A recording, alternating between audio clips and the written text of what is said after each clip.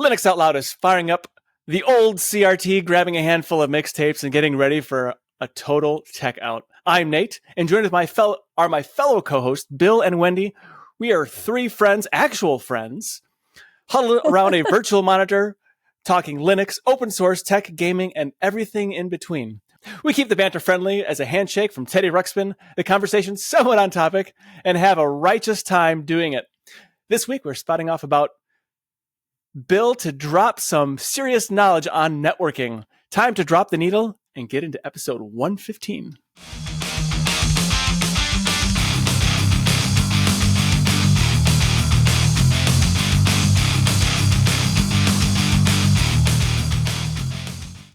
Bill, summer's over. So what's going on in your world? Before you get there, it's almost over. It's almost over. It's almost have over. Like 4 days left from time of recording. Maybe. Depending on where you live. Oh, okay. That's about right. It's 5 where I'm at, and I'm going to hold on to every last minute of it. Right. Was it the 21st? I thought it was the 20th. Doesn't matter. It doesn't. Either way, 4 or 5 days. What's the difference? The devil is in the details, Nate.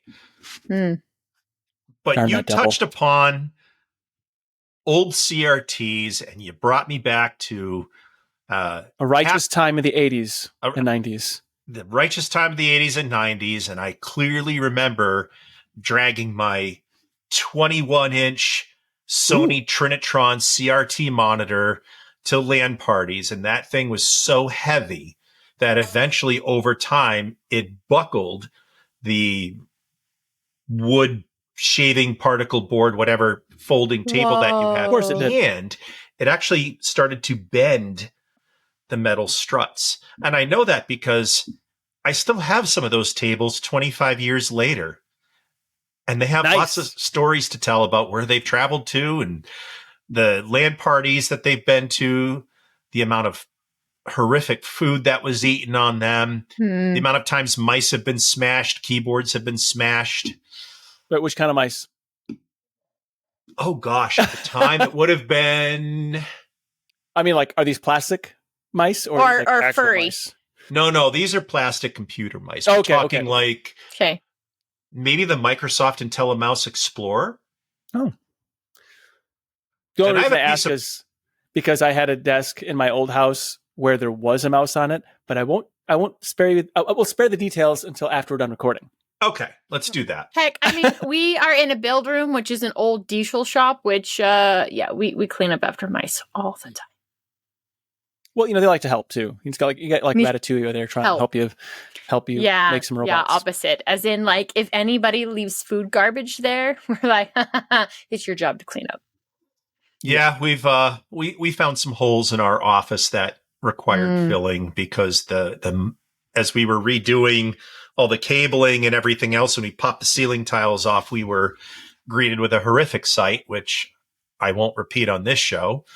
I'll save that for after the recording. I'm sure it's going to be akin to what Nate's been dealing with. But Nate, you warmed my heart by bringing up old CRTs, and my back still hurts from carrying those 20 some odd years later. Man, you must have had some really ripped shoulders.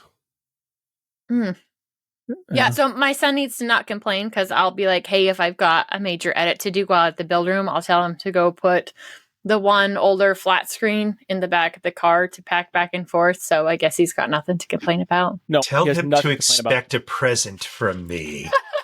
Okay. I will give him something to complain about when it comes to moving. Don't you worry. I have a very nice 2200 VA UPS that I'll send there. Ooh. We can tell him to move expensive that. to ship. Yeah, that might cost way too much to ship. Worth the price of admission. I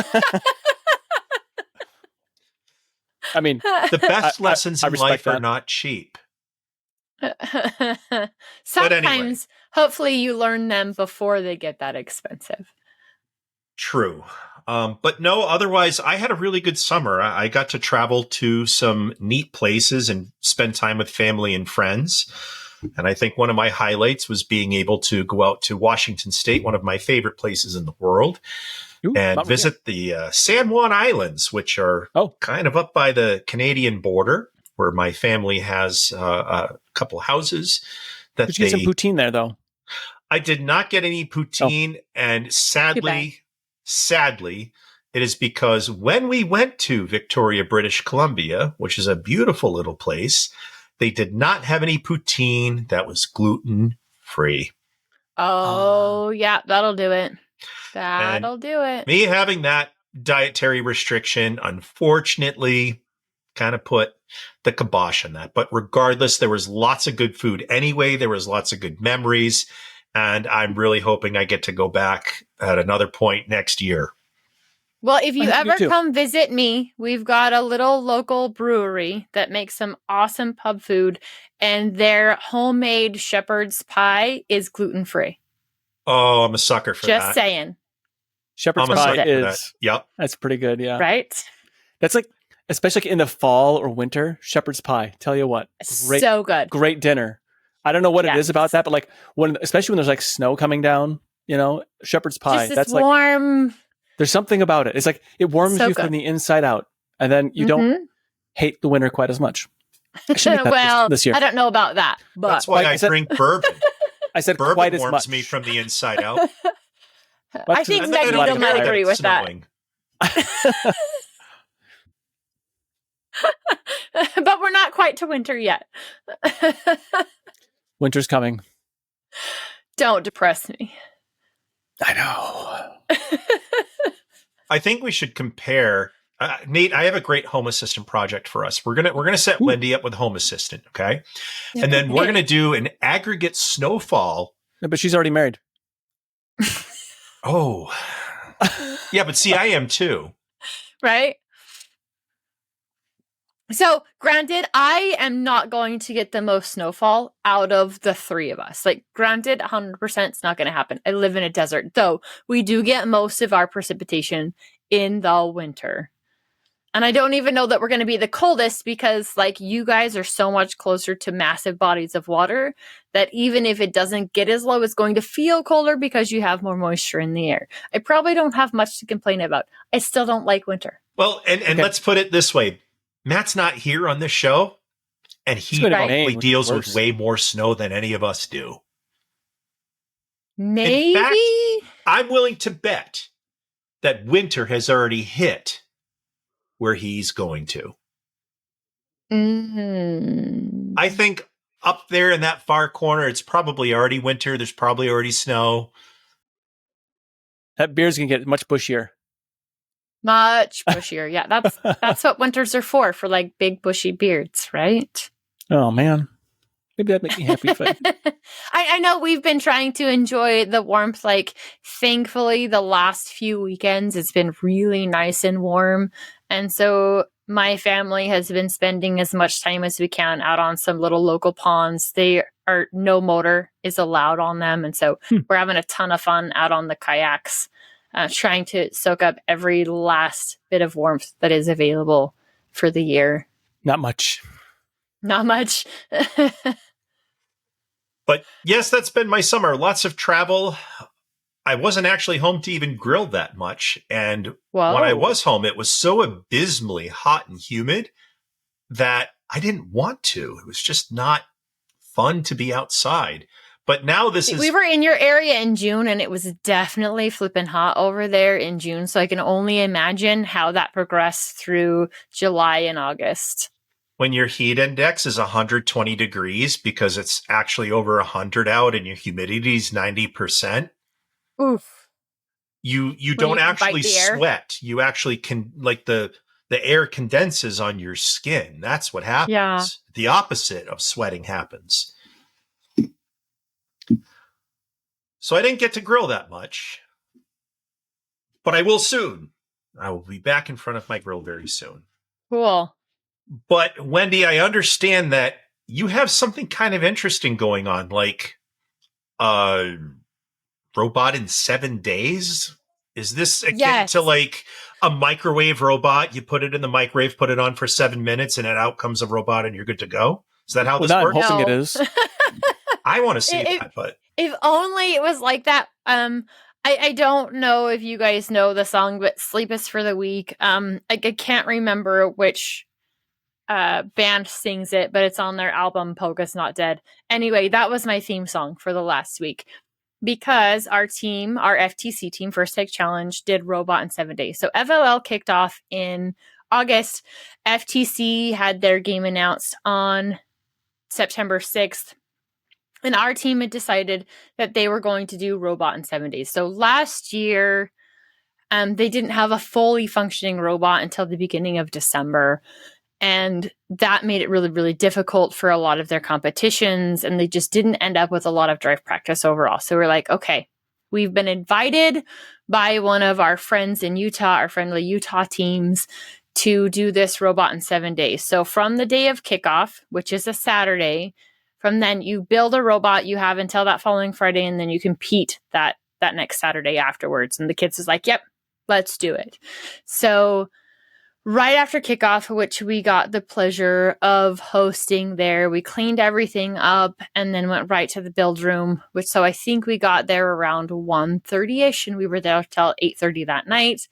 We didn't meet Sunday, but then we met Monday, Tuesday, Wednesday, Thursday. We packed up Friday afternoon and headed for Utah. And the kids within that time period had a fully functional scoring robot with a basic autonomous. And we are very, very proud of them for being able to get that done. Very proud of them. That's awesome. So I know, right? I mean, it's a major accomplishment. It's an accomplishment that is the first for this particular team, and they've been a team for 15 years. So like, hands off to them. They achieved a major goal that, other teams have done. We watched a whole lot of the Robot in 36 hours, which, holy crap, I can't even imagine doing that one. But because it was already like no sleep, but we're really proud of them. And then they spent all of yesterday. Brooklyn. So right, exactly. Which unfortunately, when we were headed to Boston, I wanted to play Shipping Up to Boston, like on my earbuds, and then I forgot. I know, bad on me. Very bad on me. I was very disappointed in myself. You did. You missed an opportunity. I missed a major opportunity. You did. But okay, that's just beside the point. So we're recording on a Tuesday. We have our meetings on Mondays and Thursdays, and the kids went through and decided, okay, this is the stuff we learned. This is what went well.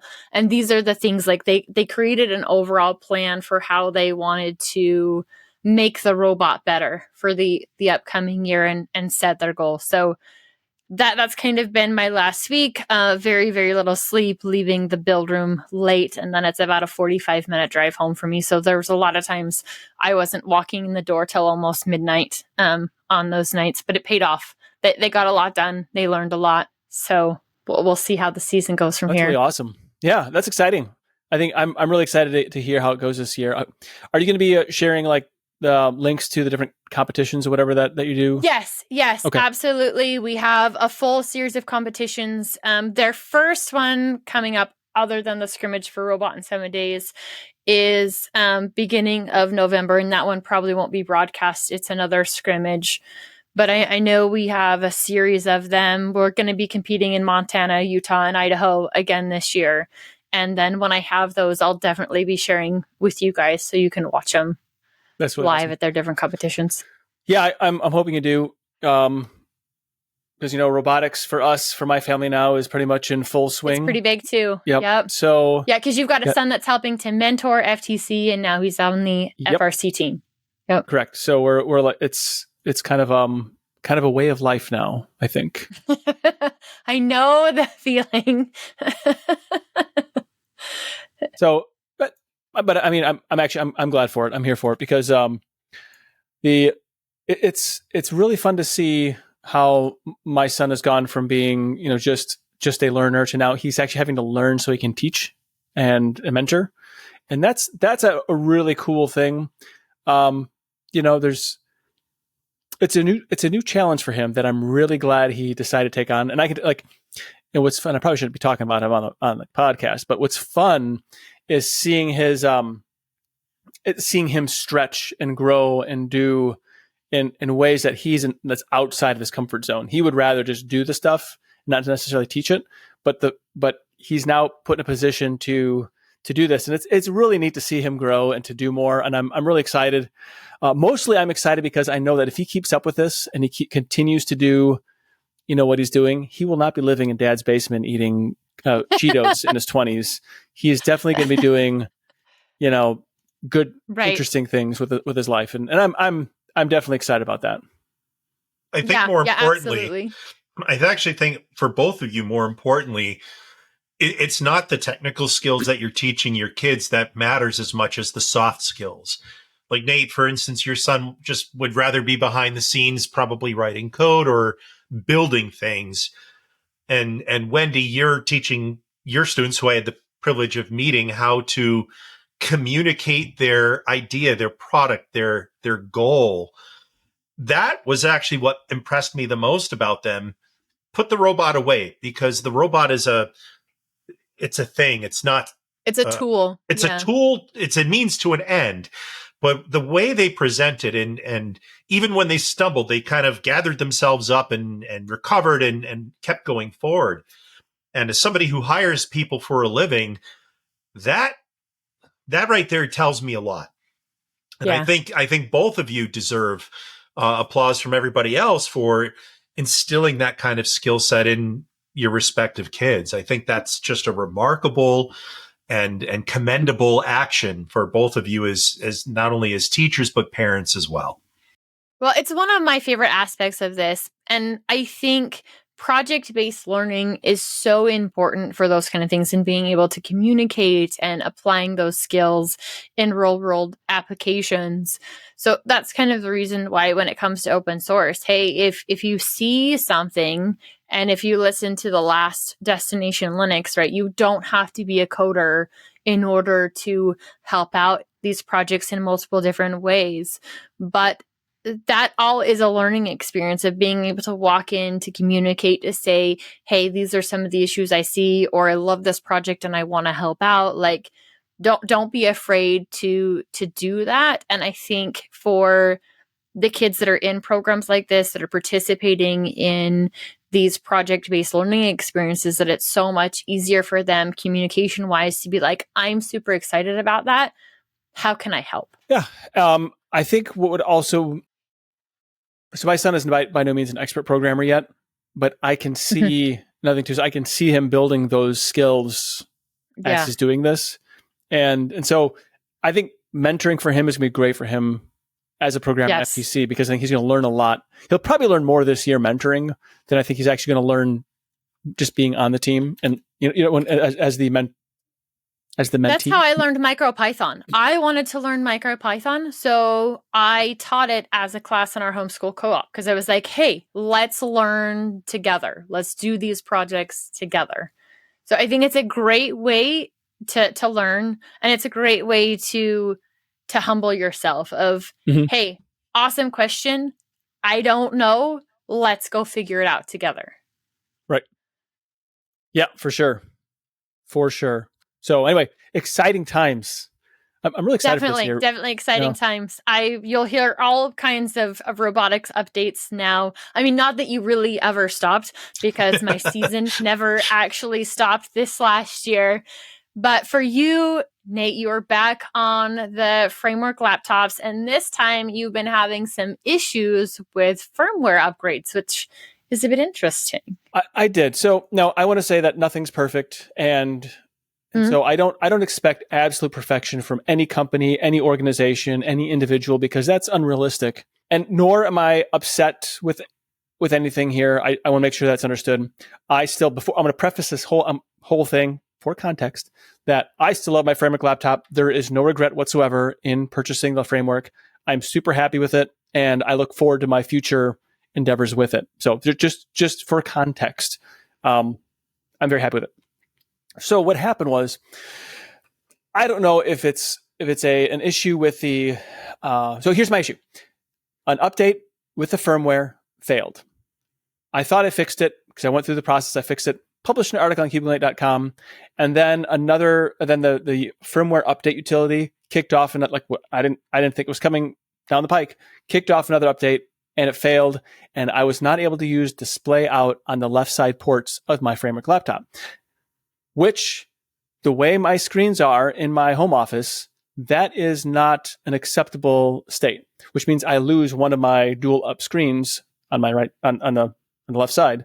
And so I don't have that ability. And I tried all kinds of things. I tried reinstalling the firmware in a variety of ways. I mean, I spent several hours yesterday going through trying to force the firmware. I even created a special image where I invoked it manually in an EFI boot. I mean, I went like wow, you went full, deep. I went deep. Didn't work. So then I consulted an AI. I've been using Grok lately, and it said, I said, describe the situation, everything I've done, so forth, and it says basically, oh, that shouldn't be. I'm like, well, thanks, appreciate that. So it gave me it said, you can pull these logs from here, file a bug report, whatever. And so then I asked, is there any way I can like roll this back or just like clear out whatever is hanging up in the system? And so it said, why, yes. And it told me what to do. I actually wrote an article on cubicle.com for how I actually fixed that, both my failed fix and my fix, which is, I guess, still in kind of a failed state until the firmware thing gets, it's not in a failed state. It's just not updated now. Something with the retimer in the USB, some push from Intel is causing a problem. Don't know what exactly it is. Either way, don't care because it's working. I'm happy. Everything is tip top.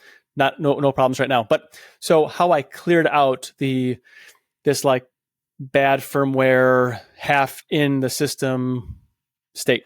So which was as simple as taking the input cover off, which is really easy because you have 5 captive screws that hold it on, disconnecting the battery, and then make sure it's obviously not connected on AC either. Holding down the power button for, it said 30 to 60 seconds. And so it cleared everything out of the non-volatile RAM, put it back together, kicked it on. Everything's working great. It says, oh, by the way, there's an update. I'm like, no, we're not doing an update right now. No. Disabling all those updates. We're not going to lose another 6 hours on a Monday. Ooh, yuck. Which is right after my Sunday woes we'll talk about in our main segment. So anyway, bottom line is everything's working great. I'm happy. I did report my issue so that it is out there, and I'm sure it'll get resolved. There's some other issues too. I think they're kind of working out. I don't know what exactly it was that caused the problem, but it's only with the Ultra series of main boards. So like there's no firmware update issues with like the 13th gen or 12th gen that I've experienced. There's only with the Ultra 7 board, because I've actually done the update on other Ultra boards, Ultra 5, no issues. So mine is having a problem. Don't know what it is. Maybe it's unique to my board, but I'm not the only person with the issue. So I'm just going to wait, hold off. Now, in addition to that, I do use OpenSense to Tumbleweed. Big fan, love it, won't change no matter what at this point. Well, I mean, there could be some cases where I might, but not likely, not unless the whole thing blows up. Anyway, so it could have been also a bad release, because it's a rolling release, a bad release of the firmware update utility. So that could have triggered it. I don't know. There's a lot of things that could have triggered it, that could have caused things to get kind of jammed up in there. I'm not retesting it this time because my workload is up to my eyeballs at work right now. And I don't need to create additional unnecessary work. I need to solve problems. And then, when I have a little time, like, when the snow is falling and I'm like, well, I'm not going outside, except I have to. But when I don't have to. Technically you have to, even to get to cubicle labs, because you got to leave the cubicle house to get to the cubicle labs. Right. But I also have cubicle chickens I got to take care of on my cubicle farm. So there's those issues as well. I have questions. I have answers, maybe. Maybe. Are your chickens actually cubed? Yes, they're Minecraft chickens. Yes, they are. Yes. Okay, we'll go with that. Because I've heard of a boneless chicken ranch at one point where they only grow boneless chickens. That'd be really So I didn't know if unusual. your chickens came from a cubed chicken ranch where they only grow cubed chickens. These are the things that keep me up at night. Bill, you might actually need some real help that I may not be able to provide. I'm normal. The rest of you are nuts. That's also we'll probably go true. with that. Yeah.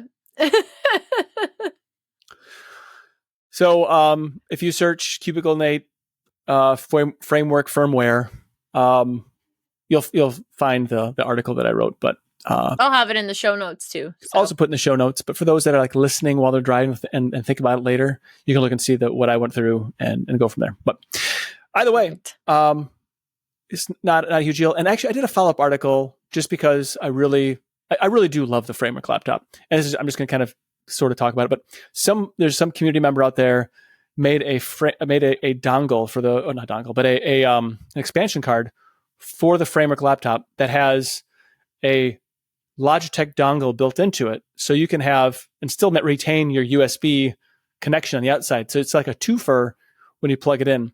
Although there's a couple of gotchas in there. You have to read either the GitHub or my article for that.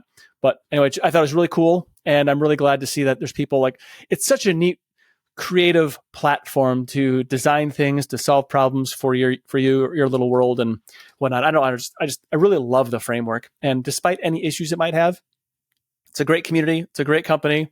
Not a perfect laptop, but there isn't such a thing. So this is as close as I can get.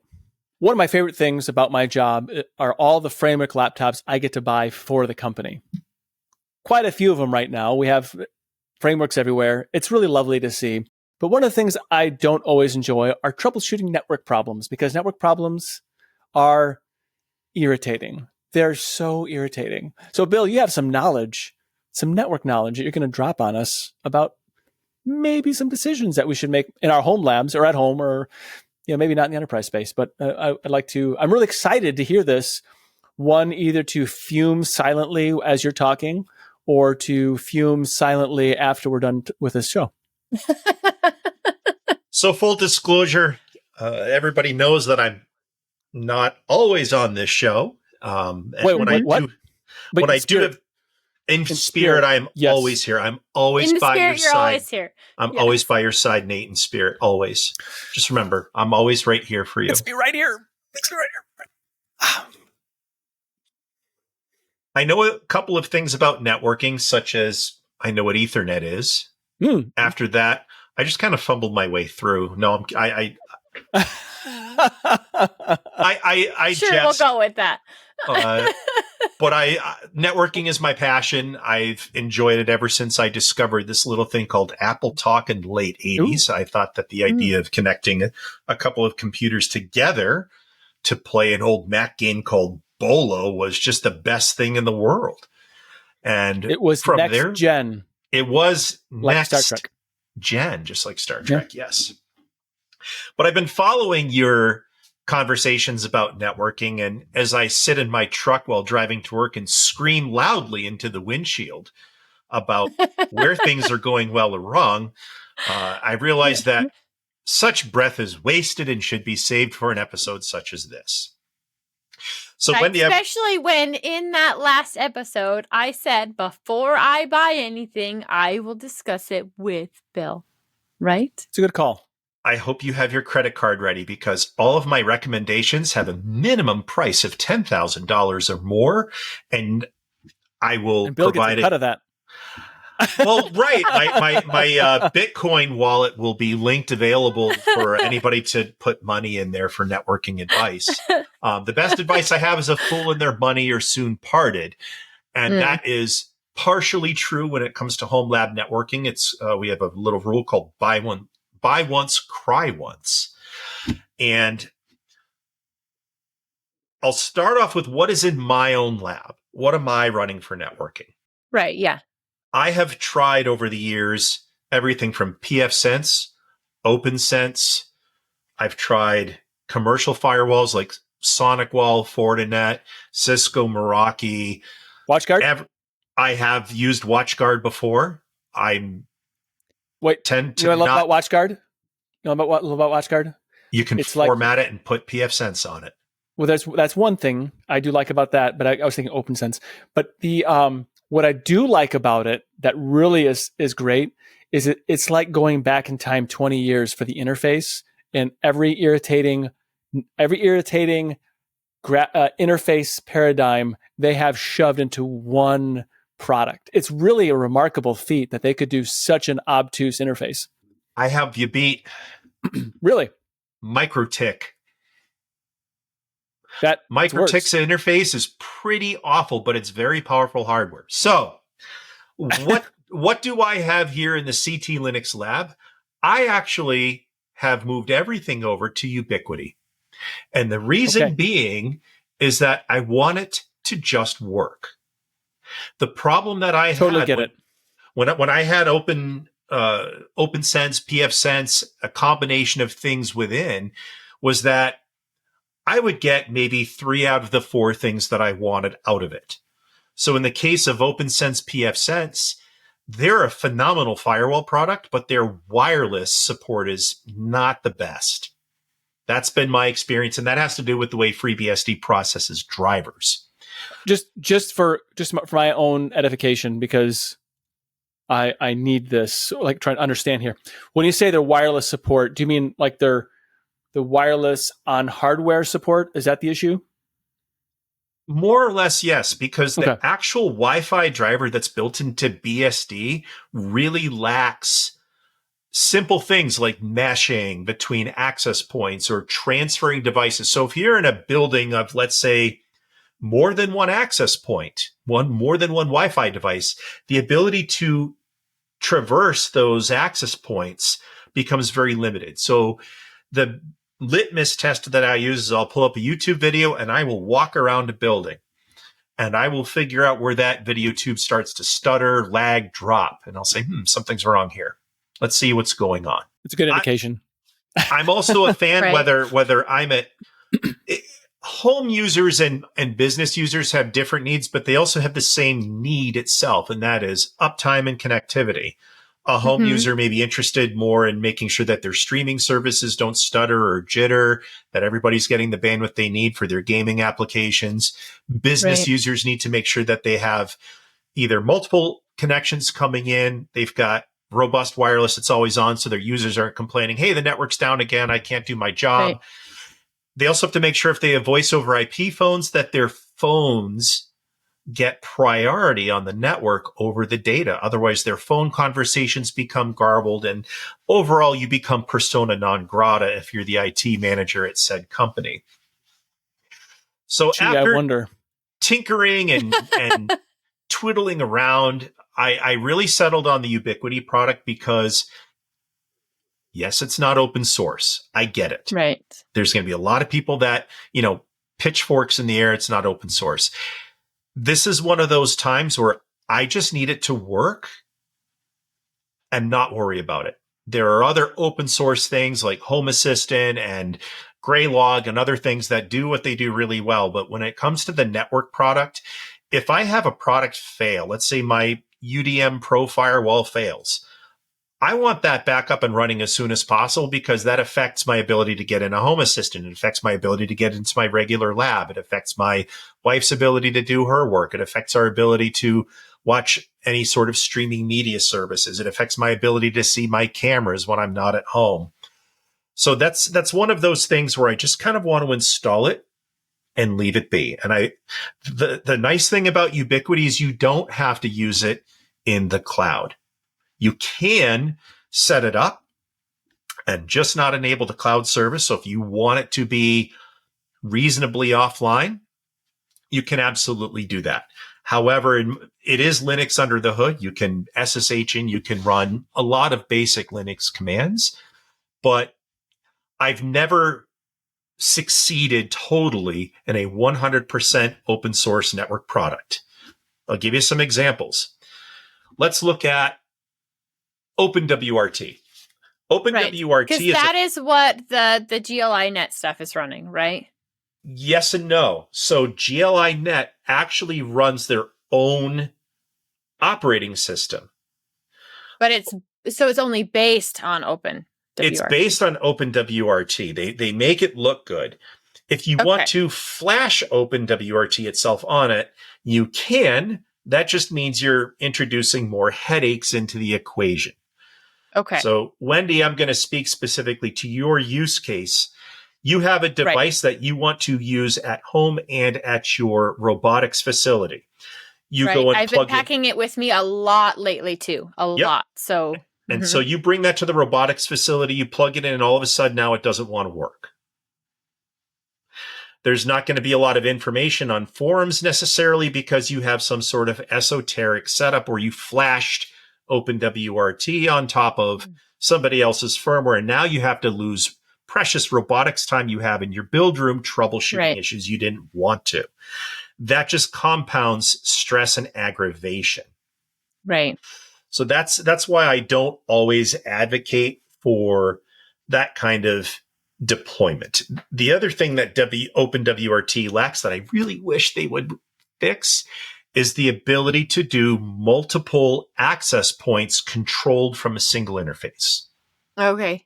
So if I'm in a business and let's say there's 5 to 10 access points and I want to push out a new SSID, I can't really do that in OpenWrt.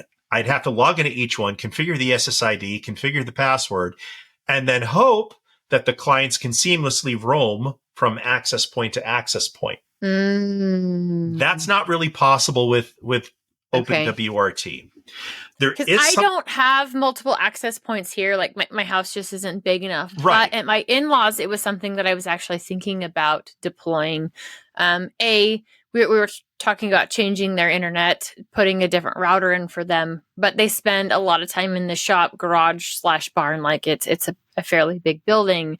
And I was thinking about putting an access point in there. And in that case, it would become an issue because I'm going to be the one that's handling all that for them. Certainly. This is why and again, I'm not a Ubiquiti employee. I'm not paid by Ubiquiti, but Ubiquiti has a bunch of Wi-Fi products that are specific purpose built for what you're trying to do. So just to give you an example, you have your place, your house, you have your robotics lab, and let's say you have your in-laws. If you do have a cloud account, you can singularly log in and see every single one of those sites from the app on your phone or your workstation or whatever, see all the devices that are logged in. You can implement AdGuard. You can implement site-to-site VPN tunnels very easily, like one-click VPN tunnels. Nice. And the whole point is how do you want to invest your time? So when it comes to a production network, I need it to be dead nuts reliable, set and forget. I do have, however, because I have a business fiber line here, I have one of my WAN IPs assigned to my playground. And that's where I try to break, fix, diagnose, test, play with the OpnSenses, the PFSenses, all of the other really neat open source variants of network operating systems. But there's a reason why commercial vendors like Cisco, SonicWall, Juniper, Fortinet all exist in this space, because all of that technology is kind of proprietary in a way. All of that meshing is proprietary. There is one company that does kind of do that open source. It's called MikroTik, but MikroTik, in my opinion, is the network equivalent of Linux from scratch. Oh, so again, there's a sliding scale between security, convenience, and functionality. And depending on your use case, you have to figure out where you live within that spectrum. So there may be some give and take of, okay, I firmly believe in privacy and security, and that is a core tenet. Okay, and because of that, I'm willing to sacrifice some of my time doing my own troubleshooting, my own diagnosis, my own back-end, whatever you want to call it. But even me as a network guy with 25 years of experience, I need something I can't break for my production environment. Yeah. When you're deploying this to clients, or in the case, like my in-laws are 3 hours away, it's not like if something breaks, I can just, pop over there and fix it. Let me give you a very helpful point for one of the things you do. I know you have a Synology NAS, and I know you use the heck out of it. But how is that NAS backed up off-site? Like if something happens to that device, where are your backups? Are they? Well, and currently it's not, right? Right. So one suggestion, if you could have, would be set up a second unit at your in-laws and using a dedicated VPN tunnel that is encrypted with WireGuard or OpenVPN is back your Synology NAS up to your in-laws house. Now you have a self-hosted non-subscription offsite backup that you can recover from at any time. And you can do that with rsync. You can do that with the built-in Synology tools. There's a million different ways to do that. This also means that maybe using something like Apache Guacamole, you might be able to set up remote desktop support for your in-laws. Oh, that would be helpful too. Right. So instead of walking them over the phone, it's, hey, go to this website, log in. Let's see what we can do to fix you up. Yeah, last time it actually involved me driving down there and then coming home. So I dedicated a day to go get them logged into something that they were struggling with. So being able to just have them log in, me being able to see what they see, then I could have walked it through it. But what I was expecting them to see and what they were describing wasn't the same. Right. And it was a pretty important thing that they needed to get logged into. And so I made a trip. Now let's go next level. Let's say you want to avoid that entire possibility of that problem happening. Right. If you had that, let's say, secure tunnel between the two, you could use something like an Ansible solution to keep their system at a certain state. Okay. Meaning, let's say they make a change that could potentially break the system. The Ansible playbook runs and puts that system back in this desired state, which then maybe reverts that negative change that they made to it. And that's done through Ubiquiti. Ubiquiti specifically can do that. There's that functionality built into it. Not the Ansible piece, but Ubiquiti does have the ability to do site-to-site or client-server VPNs completely for free. There's no subscription cost to it. However you want to go about it. So let's say, for instance, if I was running Ubiquiti and I was logged into my Ubiquiti account here, and then I logged their equipment into my Ubiquiti account, then I could manage. You could see everything that's on their network in one fell swoop. So I not gonna lie, that's really cool. Having that single pane of glass. Yeah, there's something to be said for that. And I can see not only my firewalls, but I can see all my switches. I can see all my access points. I can also see all my cameras. So I have one pane of glass. Okay, and Nate, this is I'm sorry, what? This is a selling point for business, but Ubiquiti also has something called the Enterprise ID function, which I like because what it allows HR managers to do is, let's say they deactivate an employee leaves. If you tie that in with their Microsoft or Google Online Entra account, it also, so let's say the HR manager logs in, or you log in and you deactivate that user's login. If it's tied into the Ubiquiti port, it'll also deactivate their VPN. It'll deactivate their ability to even get on your Wi-Fi, because it's all based on username, password, not like per user. And it also disables their door access if you have their door access system in place. Mm-hmm.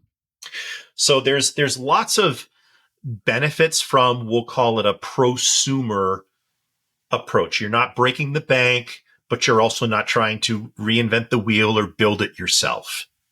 And everybody in this show has kids, family, friends. And the one thing that I want to avoid when I'm at home is my wife saying, I can't watch my TV show.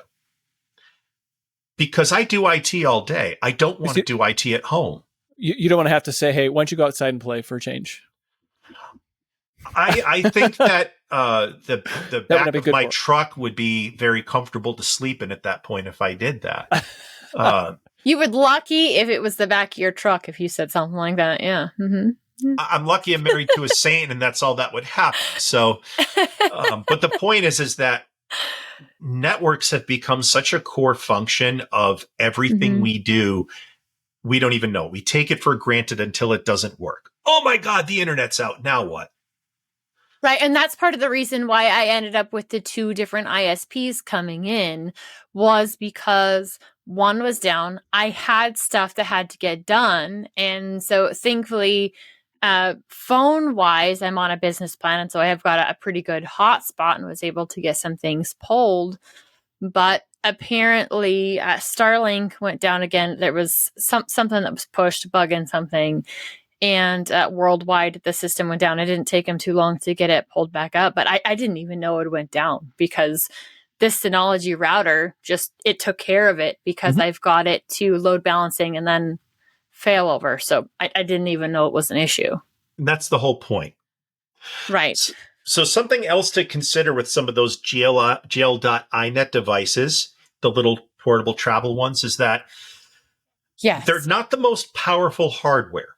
So if you, let's say you set up like an OpenVPN tunnel between your house, maybe where your NAS is, and your robotics laboratory, you might notice a significant speed drop because the chip inside has to do a lot of math, a lot of algorithmic math to keep that VPN going. And I wasn't necessarily planning on that for that because like right now, this right now it has a hidden Wi-Fi network and I really don't want that running at all. I'd prefer to have it turned off, but they don't give me the access to turn it off inside of their app because they're assuming that you're using it for Wi-Fi across the whole house.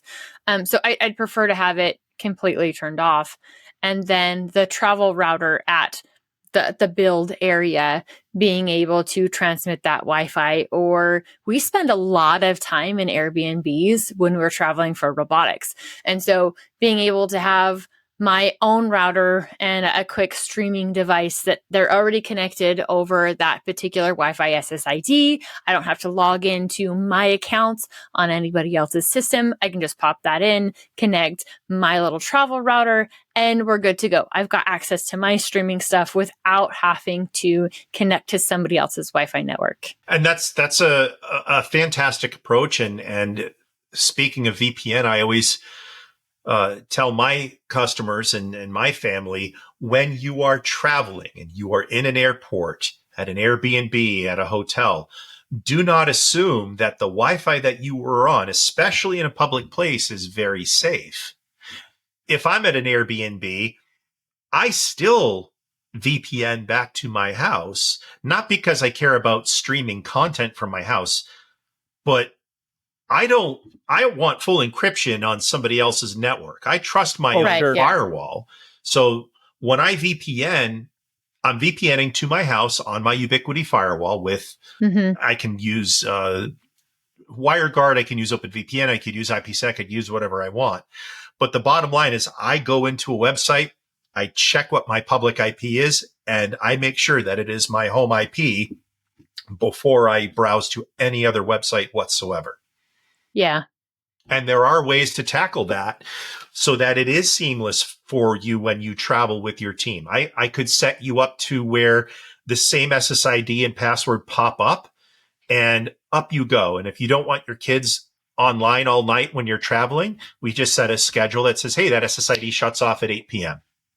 Yeah, which is something I do already on both their devices and the home network. Yeah, because I have a kid that probably wouldn't sleep at all, and I already have to like get his butt out of bed because of music or podcasts or whatever he's listening to. It's a way to be like, it's time to go to sleep. Right away. I know, right? You can log into either on the app on your phone or even with the website. You can restrict per client.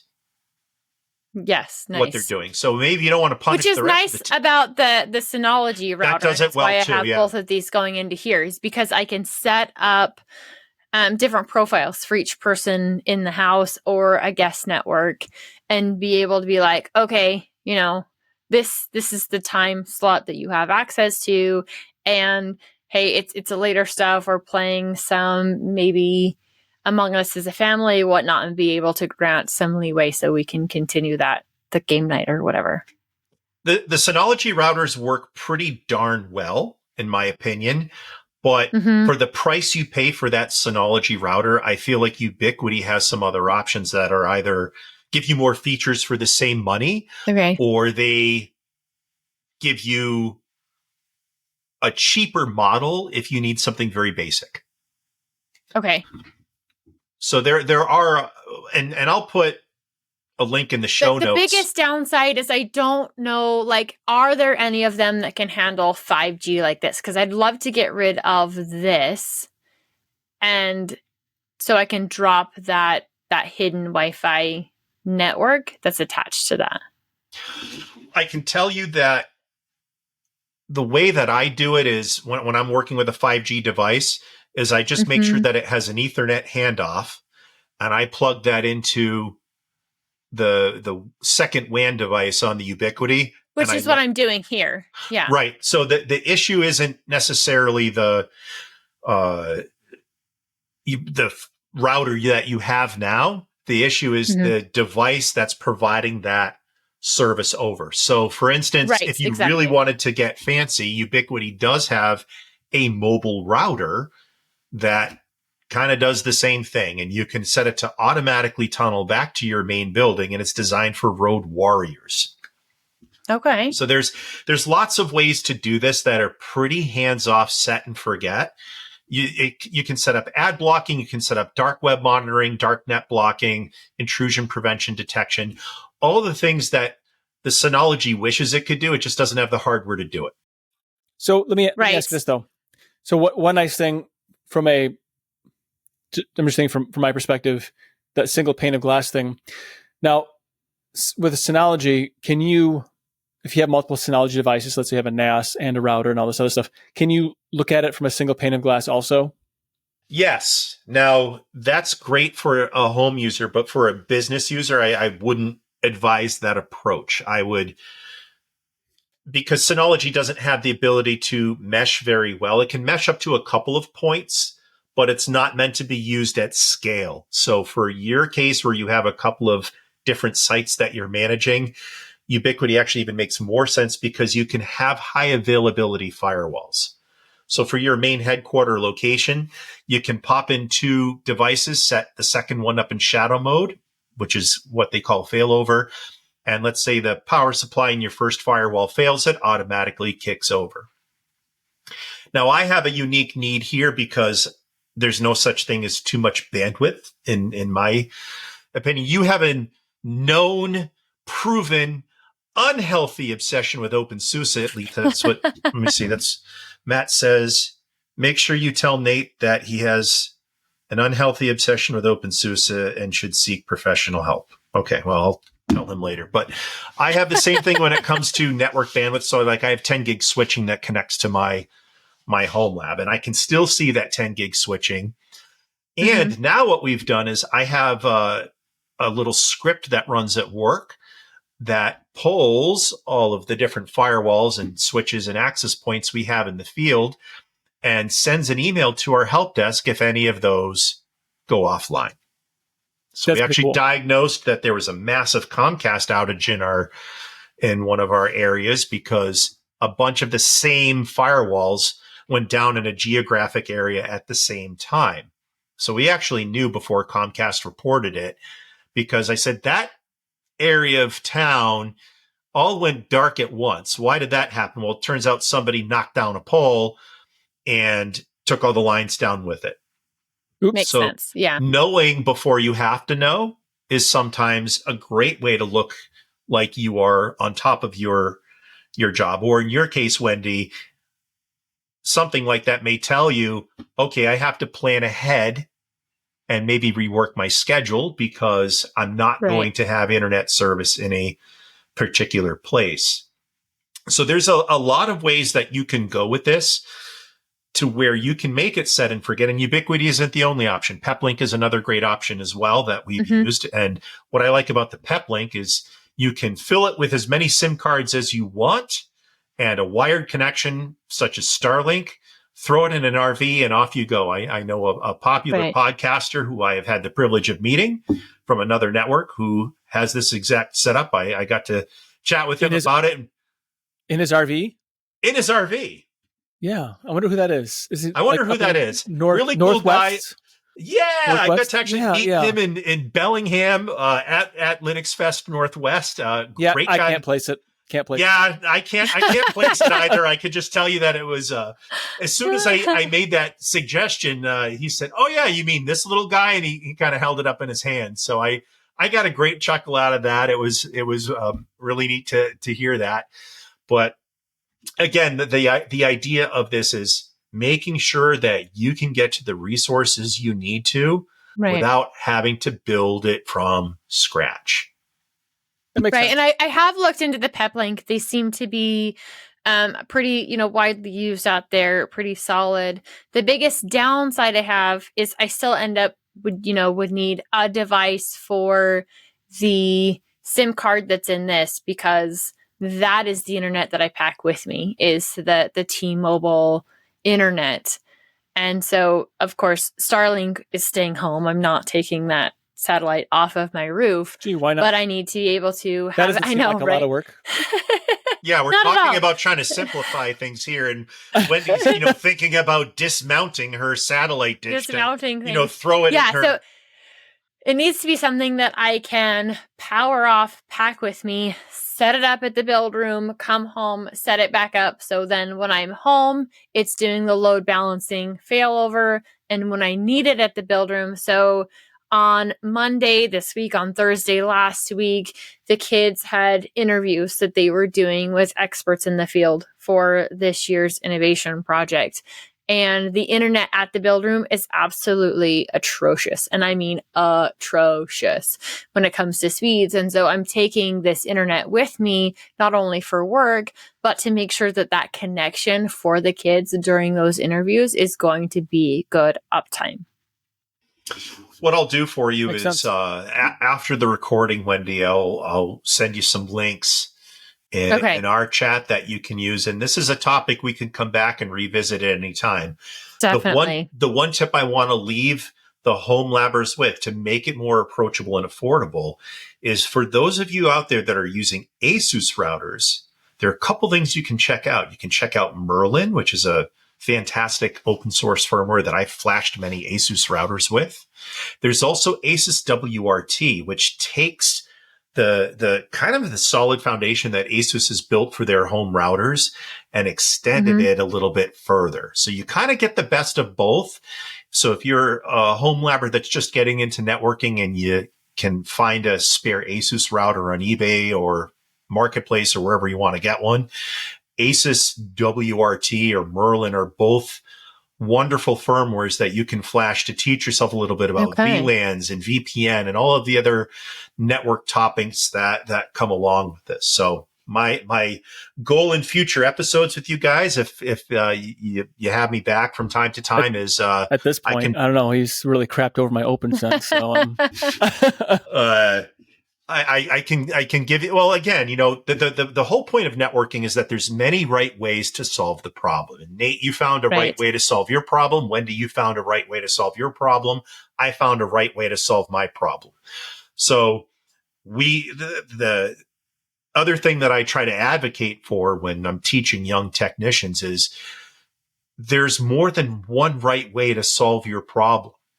So rather than spend your time combating somebody with a different viewpoint, find where you can meet in the middle. I did actually want to talk to you about, since I said before we kicked off the show that I did have some trouble with OpnSense. Now, I have two deployments, one here at home and one at my church. And the one at home I've had no problems with, not a lick of problems, but it's also battery backed. So if I lose power or there's fluctuations, there's a sacrificial lamb there in between. Pun intended. So the one at the church does not have a backup battery. And I wonder so now these are old WatchGuard devices that I converted with OpnSense. Worked great, kind of plussed up the RAM on it.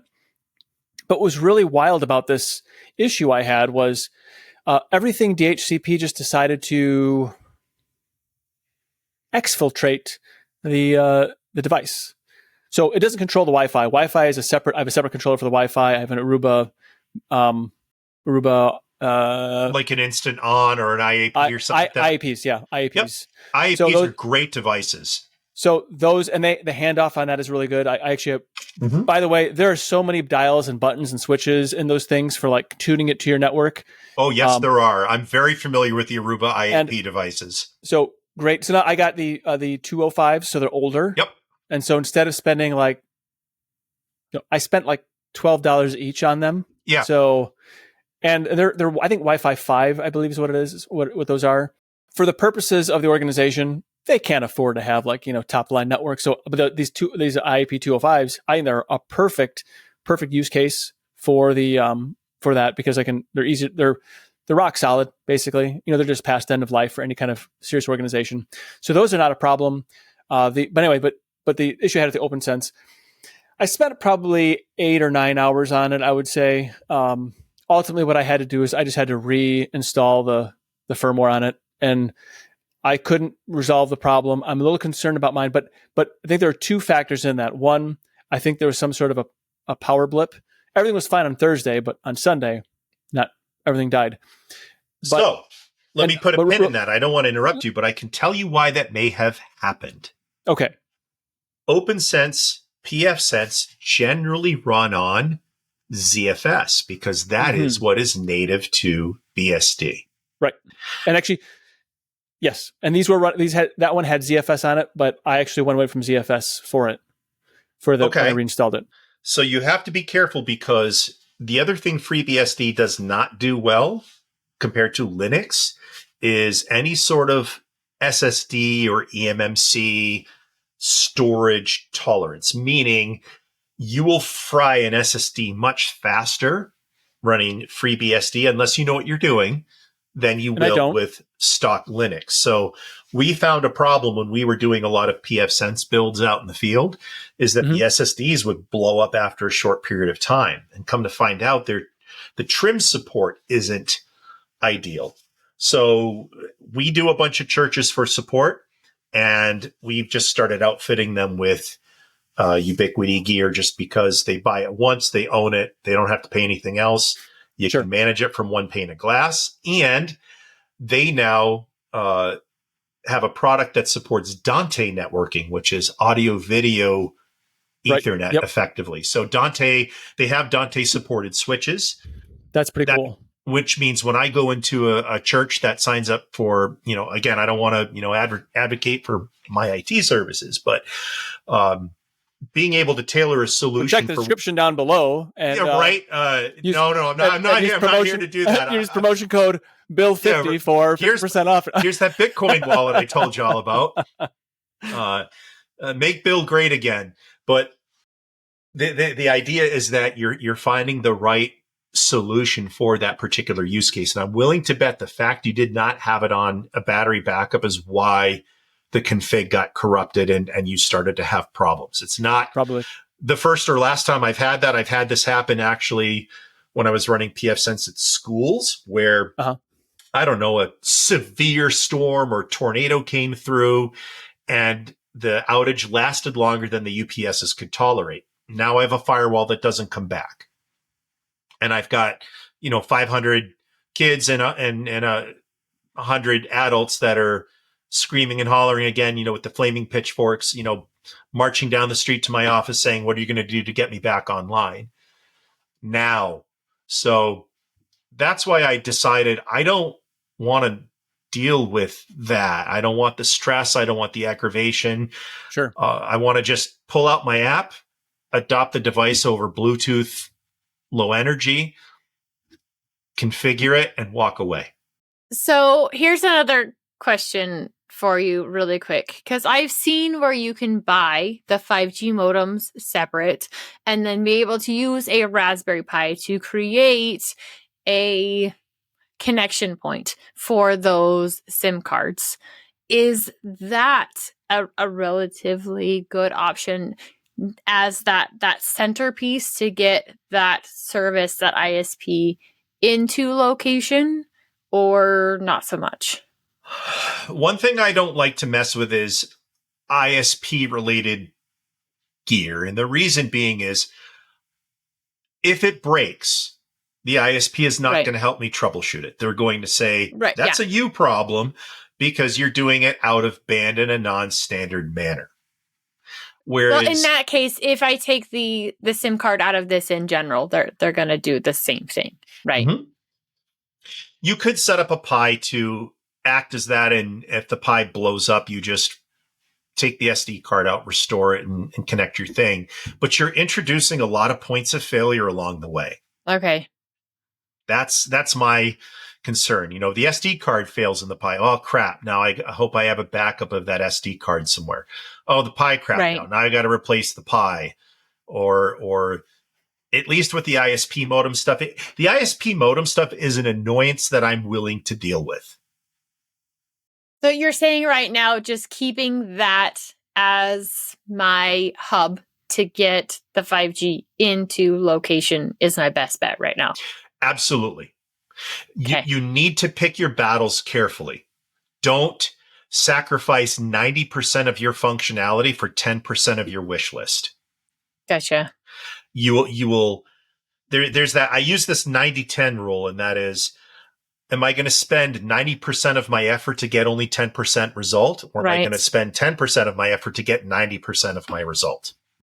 Thing is, right now, I can't even run a VPN because with 2 internets coming in and the load balancing right now, when I tried to add VPN on top of it, it spiked my CPU usage so much that I was worried about keeping all of that running at the same time. Right. So let's talk about some alternatives that may make more sense. You have that Raspberry Pi that you mentioned. Let's talk about how we can use that better. If I'm in your boat, I'm going to take that Raspberry Pi and I'm going to install something like Tailscale, Headscale, Nebula, whatever mesh VPN solution that you want to implement. Because what I like about those platforms, let's say Tailscale, is that Tailscale creates a mesh network between multiple nodes that can bypass those what are network address translation or NAT issues that you have when you're trying to bounce between, because you're bouncing from the 5G modem into your Synology and then to your network. And we call that double NAT. So it's providing an IP address to your router, which is providing another IP address to your devices. And Tailscale can shoot all of that. So what it does, every device in your private tailnet has its own, we'll call it semi-public IP. So you don't have to worry about those things at that point. So if you want to hit this on your NAS, let's say you want to access your NAS from wherever you are. Your NAS is on your tailnet. So you can, at that point, it has its own IP address that is routable on your tailnet. So now you can talk to that however you want, whether you're doing that at the client level, whether you're doing it at a firewall level. There's lots of ways to do that. Again, I go back to there are many right ways to solve this problem. So I will invite both of you to have a one-on-one with me to individually resolve your issues as a thank you for always, inviting me on your show. It's the least I could do. And I'll spend my time teaching you guys. And then that way, all of us together can better educate our audience on some cool tips and tricks they can do to improve their own networking, either at home or at work. I love it. Absolutely love it. So I guess what I'm getting out of it is, as long as I'm using my Aruba access point, the terrible OpenSense Wi-Fi, non-issue. I would disable the Wi-Fi in your OpenSense box as soon as possible. There isn't Wi-Fi in it. Okay, good. My blood pressure lowered slightly. Slightly, yeah. So your IAPs are great devices. They'll do the job that you want them to do. A simple yes or no would suffice, just so you know. Okay, fine. I almost said, Wendy, I need you to edit this section out, and I was going to pull a Matt on him, but I'm gonna stay above that bar, that low bar that Matt has set for the show. You can trip over that bar.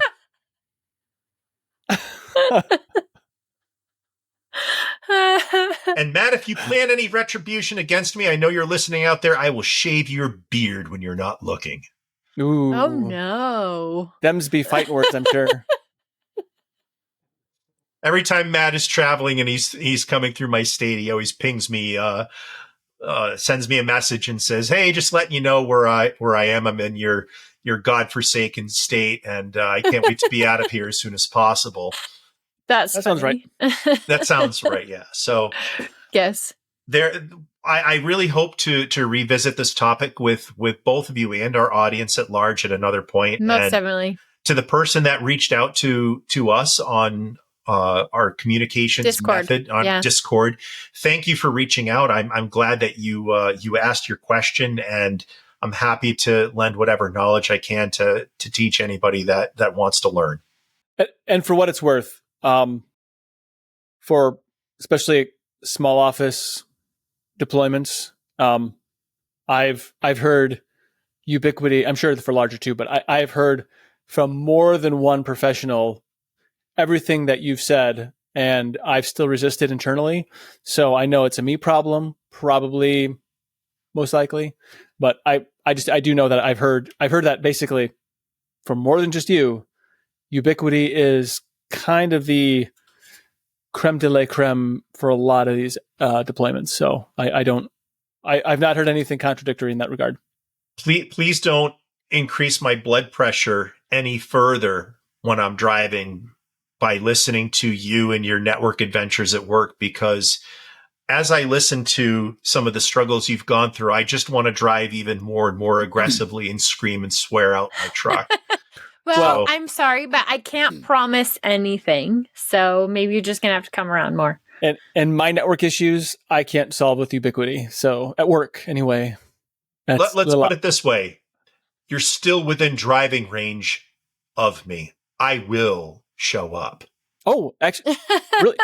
I can put some steaks on the grill if you do. Maybe smoke. We will do open source barbecue and grilling. Okay. Oh, that sounds like fun. I want in. Yeah, of course. You come too. I always say hi to you when I fly over your house. You know that. Yes, you do. I look down. I'm like, I know we're hi. You probably can't see or hear me. That's okay. But as much as I go nuts over networking, there is something else I've gone nuts over recently, and that isn't this random bag of nuts. That yes, this contained nuts in it. It is actually a piece of software called Network UPS Tools. I've heard of this, but I've never actually successfully been able to utilize it. So do tell. I actually got it working. It took some work. So to go back to like the networking, the home lab, the Raspberry Pi, every home labber out there knows that electricity is their enemy and that it costs a lot of money. So I wanted to find out how much my home lab costs me to run per month. So how would I monitor that? Well, what is the one piece of power that everything plugs into? Well, that's a UPS. So I have APC UPSs, but not everybody else does. And I started with APC UPSD, which is APC's proprietary communication protocol. And what I found was that it didn't give me what I wanted. What I actually wanted was the real power output. How much in wattage am I actually using per UPS per month? And so I went down a rabbit hole. What I ended up doing to start was I took a Raspberry Pi and I plugged all of the UPSs into it and set up NUT. The problem in doing that was I had issues differentiating the UPSs by the USB ID because that occasionally changes. Really? How would that change? If something happens to the Pi. Okay. Because the way it initializes. So what I ended up doing, so that wouldn't become a problem, is on my rack mount UPSs, I went on eBay and I spent a whopping $25 on 2 network cards that I was able to plug in. And I communicate with those UPSs over the network. So the Pi acts as basically the client. Each UPS acts as the server. I went and I configured NUT to talk to each UPS with an individual secure username and password, aka SNMP or Simple Networking Monitoring Protocol. And once I had all of that data that I could query on that Pi, I simply installed the NUT plugin to Home Assistant and said, the Pi server's over there on this IP address. Now query it for all of the Home Assistant entities, one of which was the real power ID. So if your UPS has, I'm looking at the Home Assistant plugin right now. So if your UPS has a network interface on it, would Home Assistant be able to query that directly? No. Okay. And I tried that, and I wouldn't recommend it because it's fitting a square peg into an octagonal hole. It almost works. It wants to work. with a mallet, that will get through. With a mallet, it will get through, but damage will be done. And that's what I learned. So, and there's no easy way to back out of that. So because sometimes, let's say Home Assistant has a problem. I write a config to Home Assistant that blows it up. I still want that UPS monitoring to be available and accessible and unbroken. Okay, makes sense. So again, I don't want to fix things that I don't have to. So for the cost of a Pi, and you could even use a Pi 2 or a Pi 3 for this. This does not have to be fast. It was just simply, that is a thing that I have Home Assistant call and pull information from. So what did you install on the Pi? Like Debian, Fedora? Simple Raspbian Lite. Okay. Because a Pi is a purpose-built device, in my opinion, I simply go with the base Raspbian Lite install. It's easy to flash. It's easy to support. It's easy to update firmware on it. It is meant for that device. And that's one of those times that I go outside the Fedora ecosystem. Okay. So I installed it. I read some documentation. I built a couple config files, and I made in one of the NUT configuration files called ubsd.users. I created an user for Home Assistant with a password. So when I log into the NUT add-on to Home Assistant, it asks for an IP address, username, password, and then all those entities come in nice and easy. What started this was actually something a little bit more sinister.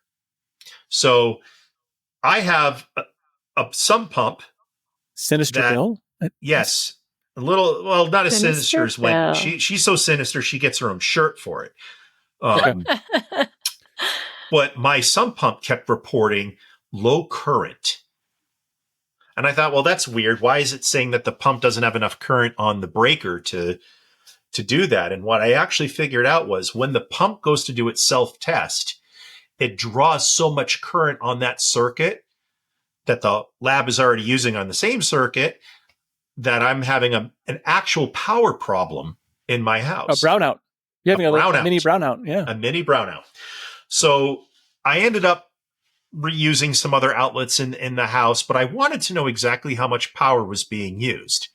Now, if I know how much power is being used by my devices, and I know how much my electricity costs per month, I can just create a simple Home Assistant helper to tell me how much my home lab should cost per month to run. Makes sense. So what I ended up doing was I used NUT to control my UPSs, but I ended up buying a couple of Zigbee smart plugs instead to do the power monitoring, just because I found that the metrics were a little bit more reliable. And again, going back to set and forget, it's much easier to work with a few smart plugs than it is to try and configure NUT and get the things out of it that you want. So my end result was 4 smart plugs, one for each UPS, into the wall, the UPS plugged into that, and I just simply ingest the data from that and report it into Home Assistant. My goal when all this is said and done for everybody in the community is to throw that on my GitHub so that everybody can see it, download it, play with it, tinker it, make it better, tell me what I did wrong, and improve it, because that is the spirit of open source. The other important lesson that I learned along the way was don't rely on the little piece of sticky thing inside your breaker box. It's probably all yellowed out and faded over the years. There's things crossed out of what's wired into what breaker. Yeah, no. Make an electronic document and have that available. So with all the travel that I have had to do, I realized that if somebody had a problem while staying in my house and watching my animals, I wouldn't necessarily remember off the top of my head what was written down in somebody else's chicken scratch 50 years ago when this house was built of what was wired where. So I took the liberty of actually taking the front of my panel off after, of course, powering off the main to the house, do everything safely. And I went through and I took those labels and I actually made them electronic and turned them into a shareable little mini spreadsheet that I could share or print or have available that was legible. Actually legible. Down the road, I plan on putting little mini clamps or smart breakers in place so that it's easy to remotely kind of work on that, but that's a project for another day. That's an issue that I don't want to tackle right now. I have plenty of other issues, both personally and professionally. And Nate, as you've said, some of them can't be solved on this show. You just sent me down a whole nother rabbit hole. Thanks a lot, Bill. I really appreciate I'm it. so happy. That just made my night.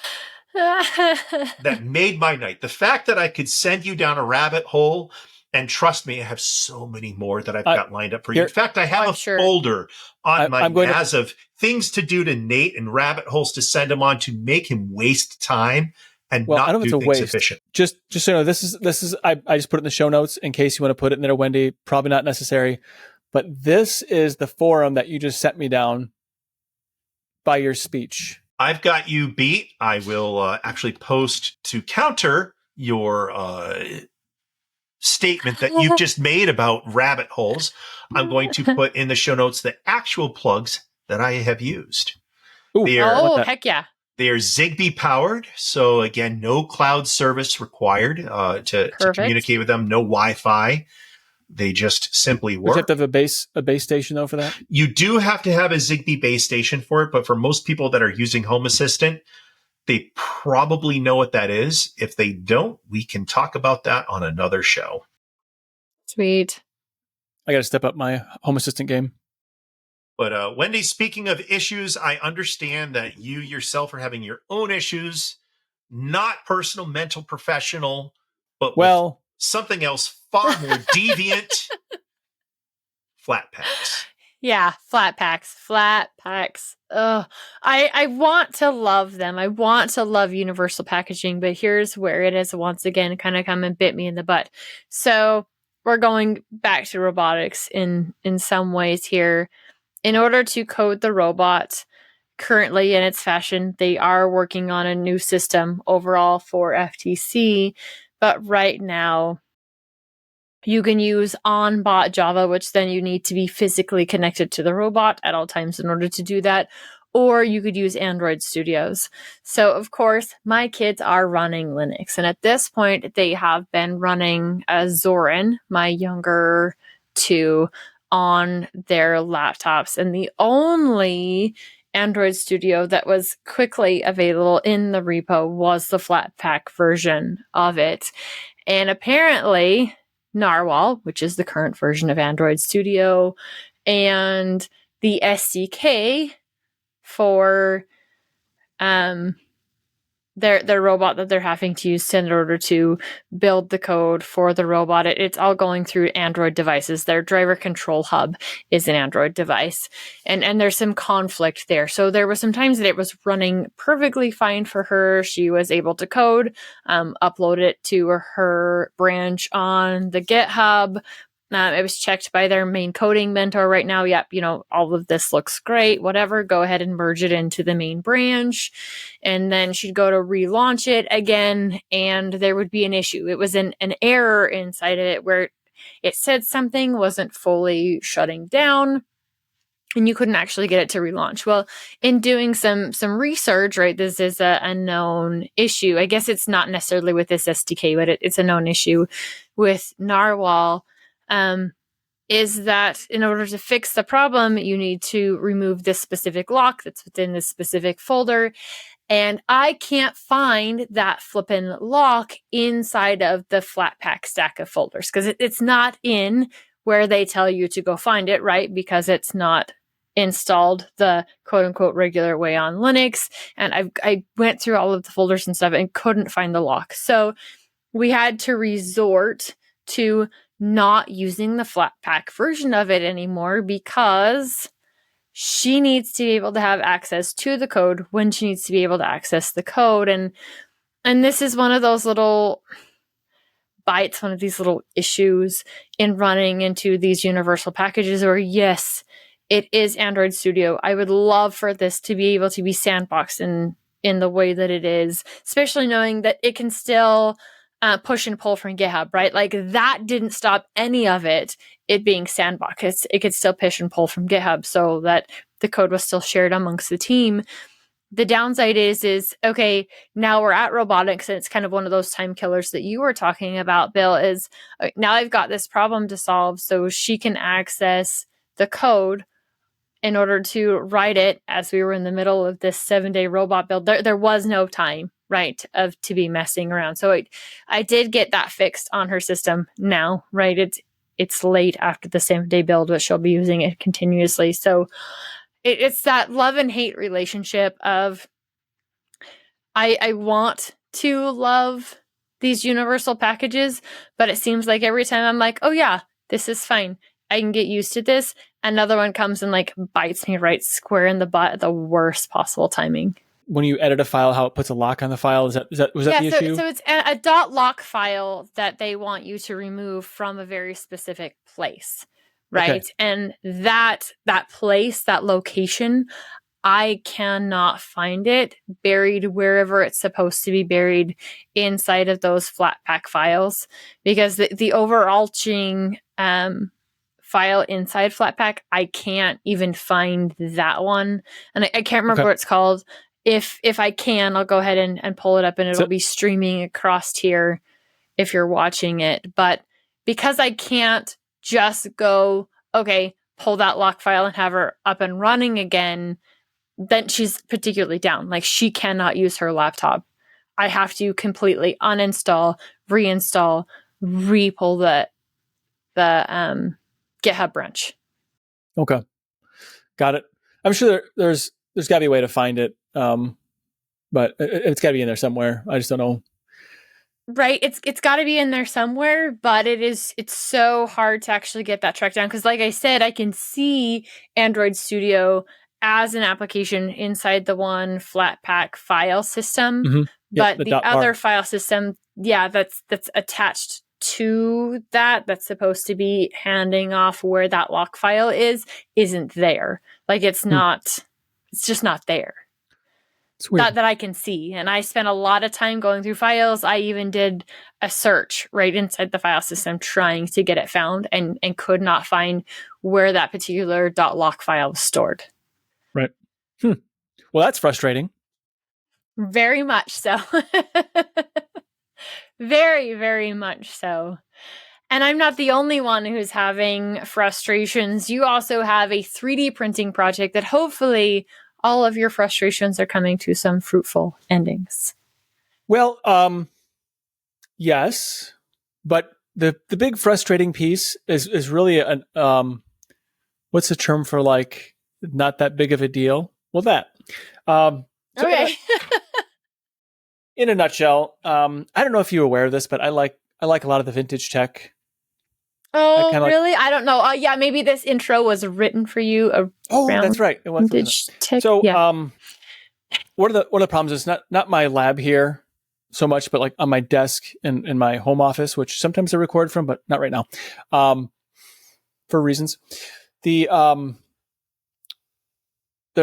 have like an optical drive, like a DVD RW drive, and then I have a floppy drive. They're both USB powered, and it was really irritating me. It was very frustrating how, like, they just wouldn't stay neat on my desk. They kind of, like, if I put a floppy in there, or if I put a CD-ROM in there, things would just kind of shift and move, and it always kind of became an untidy mess. And then I got a zip drive, and then adding that third drive with that stack kind of became also a little irritating.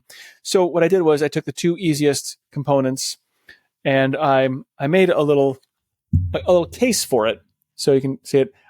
I'm working on. I made some other modifications to this because I'll show you the flaws in the design. But rather than take that apart, because I'm probably going to fiddle and then end up dropping something out of it.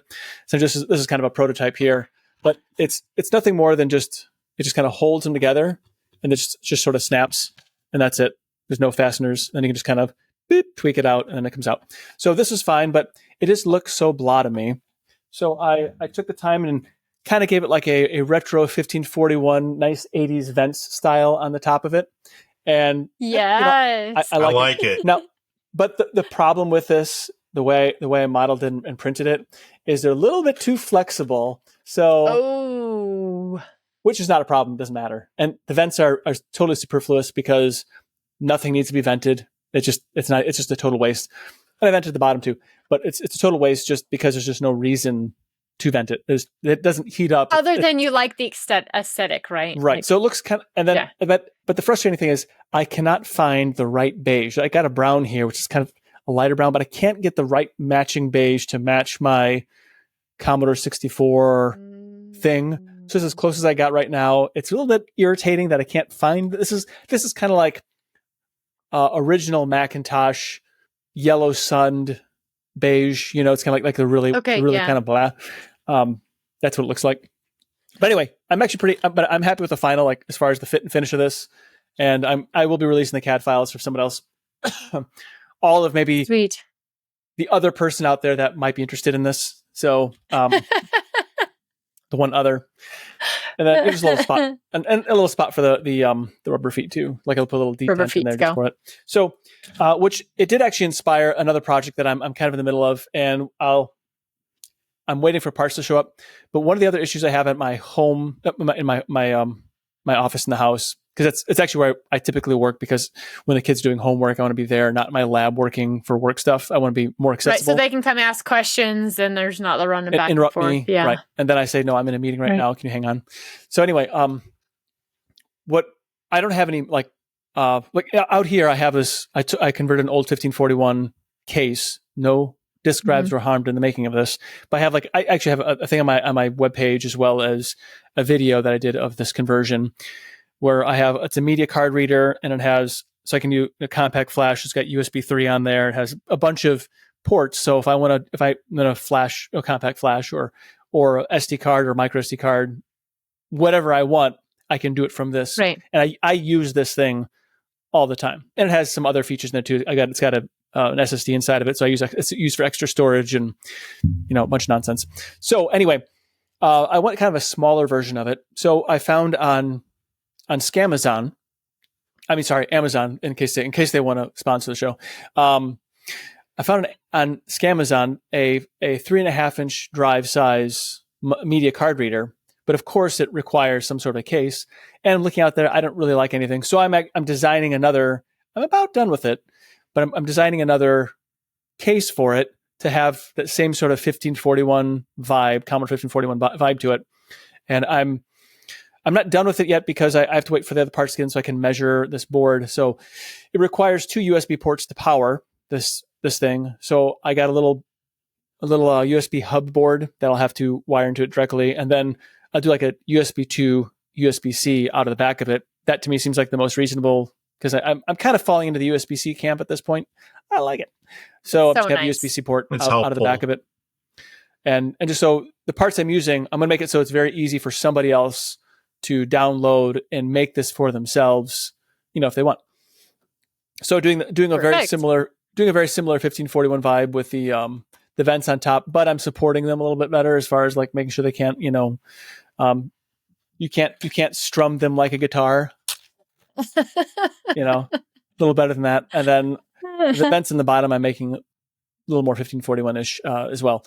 But okay. I got to wait for the actual boards to come in so I can do some measurements and make sure I can make it work, and then finish the 3D, the CAD, and I'll print the first one, the prototype here, probably maybe this weekend. We'll see. The part shows up on Thursday. We'll see if time allows. But and I think I may end up trying to do a video maybe on it, just because I think this might be a more fun one to do, and I won't get the color quite right, and I'm sure it seems like anytime I do a video, somebody like trashes what I do, and it's just kind of frustrating, and I don't know why I do it. You can't make everybody happy, so don't worry about trying to make everybody happy. Do it for you, not for anybody else. Or like the people that it actually helps. So somebody did make a comment about, it was a real snarky comment about like, you just discovered this or whatever, how pathetic or whatever. And I really want to respond saying, thank you. That really inspires me to do more of this. I appreciate your input. But anyway, there are jerks everywhere. Doesn't matter. So I may do a video on this. I'm kind of toying with an idea, maybe having I want to have a little power light on the front of it as well. I don't have any of that modeled into the model yet. But anyway, so I want to make it as kind of give it that retro feel, but be a useful thing, not just something,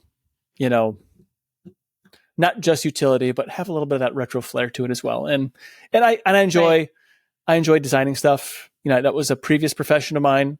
And, when I was doing the previous profession of when design work was my previous profession, Linux and messing with software stacks and building network things was my hobby. So now it's kind of reversed. One is the reversed. Yeah. Now I design for stress relief and stress out on Linux. So anyway, networking. Here we are. Yeah. Yeah. Mm-hmm. And I have said, Bill. So anyway, but that's where I'm at. And I'll take like a screen cap of this so you can put it in the show notes. Perfect. If you care to. I don't know. Is that something you can do? Screen caps? Is that useful? The picture of? Yeah. Probably yeah, not. absolutely. They won't be in I can add them to the form. Because I put all of the show notes also on the Destination Linux or Tux Digital form. So okay. in the main show notes on the website, I guess I can put it in all the places. I can figure out. I can get it in all the places. And it can be here in the video somewhere. If you're watching us, it's magically appearing. That's probably just good video enough. Editing. Yep. Yeah. Yeah. I'll take a little video of it, of me rotating it so you can actually see the nonsense. Yeah, that would be perfect. That'd be perfect. Yep. And then I'll pop it in here in the show. Yeah. Beautiful. Now it's your turn to join the conversation and leave a message after the beep. I really miss answering machines, like the hissing of the answering machine from the tape now. It was so annoying at the time, but I think... All right. Nostalgia. Hit the discourse forum. Hit the discourse forum. Drop us a line under this video, or hit us up on the contact form by visiting tuxdigital.com/contact. If you'd like to hang out with us on a preferred social media, which lately is kind of none of them, check the links at the bottom of the show description. Find other great shows like the Sudo Show. Is it Sudo or Sudo? Sudo. Like the Sudo Show, Destination Linux, Linux Saloon, and more at tuxdigital.com. Power up your wardrobe with some gear from the Tux Digital merch store. Grab yourself some awesome swag like the Gamer-Centric I Pause on the Game to Be Here shirt, or I Just Don't Show Up for Work shirt. We should have one of those for Matt. Or join hashtag Team Wendy with some sinister Wendy swag. As always, thank you for pressing play with us. We'll be back next time with another awesome sode of Linux Out Loud. Until then, keep the banter friendly, the conversation somewhat on topic, and remember to always rewind the tapes. Be kind. Rewind.